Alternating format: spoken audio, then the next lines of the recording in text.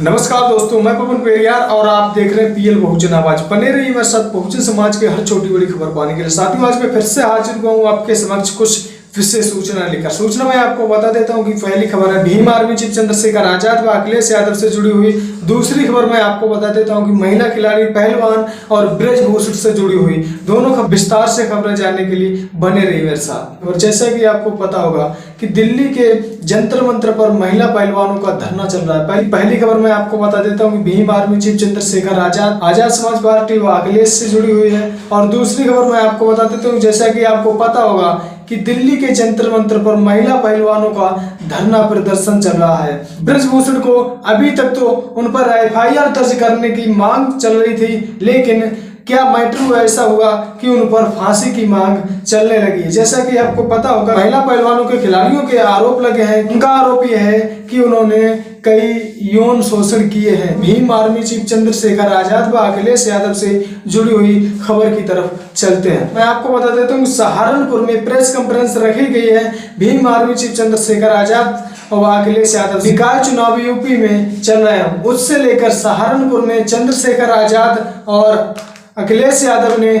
सहारनपुर में एक कॉन्फ्रेंस रखी थी। उसमें अखिलेश यादव ने क्या कुछ कहा है और चंद्रशेखर आजाद जी ने क्या कुछ कहा है, वो मैं खबर आपको बताऊंगा। बीएसपी पर साधा निशाना, अखिलेश यादव ने बीएसपी पर निशाना साधा है और क्या कुछ कहा है वो मैं आपको जानकारी दूंगा।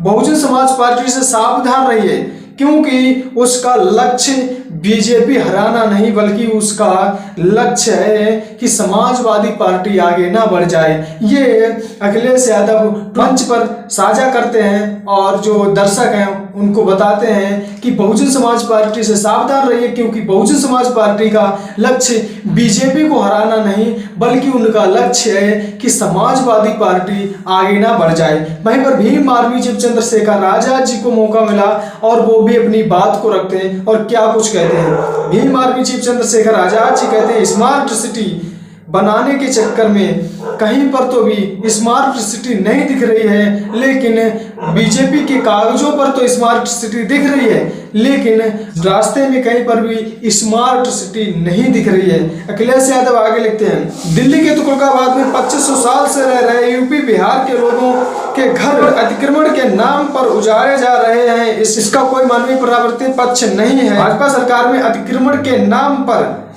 जमीन साफ करने का काम वास्तव में भूमाफियों को जमीन में मिलाने की वजह से भूमाफियों को जमीन दिलाने का काम कर रही है बीजेपी पार्टी। वहीं पर मैं आपको बता देता हूं कि जैसा कि आपको पता होगा कि ब्रजभूषण सिंह, जो उन पर महिला पहलवानों ने आरोप लगाए हैं, और ब्रजभूषण सिंह भाजपा से सांसद हैं, उन पर कई आरोप लगे हैं, महिला पहलवानों ने आरोप लगाए हैं। वो मैं आपको बता देता हूं कि नास्तिक इंडिया टीवी लिखता है और क्या कुछ नास्तिक इंडिया टीवी ट्वीट करता है, उससे रिलेटेड मैं आपको जानकारी दूंगा। नास्तिक इंडिया कहता है, कौन कहता है कि यूपी में बाहुबली माफिया या अपराधी समाप्त कर दिए गए हैं। यूपी में एक बाहुबली ऐसा भी मौजूद है जो सत्ताधारी दल का सांसद भी है। 85 मुकदमे दर्ज है, पहलवानों का यौन शोषण करता है, और जिससे हमारे प्रधानमंत्री, गृह मंत्री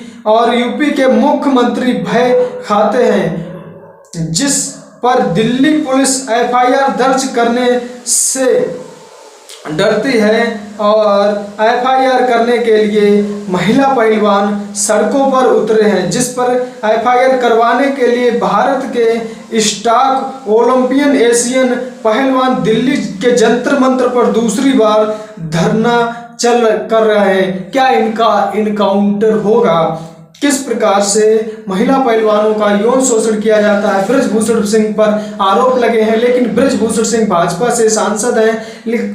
जब उनका इंटरव्यू लिया जा रहा है तो उन पर ये बात कही गई कि यौन शोषण की, तो उन्होंने रजत शर्मा की टीम के कैमरामैन को धमकाया और कैमरा बंद करने की बात की है।